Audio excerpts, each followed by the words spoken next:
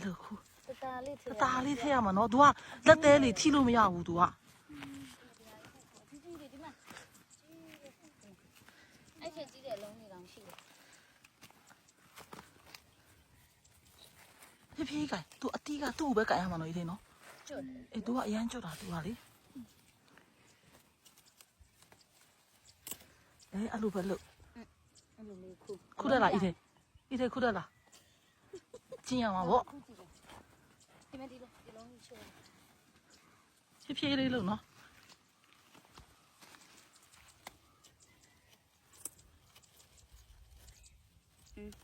โอเคအေးဒီကြပြီ သမီးကိုလည်းခုထားတော့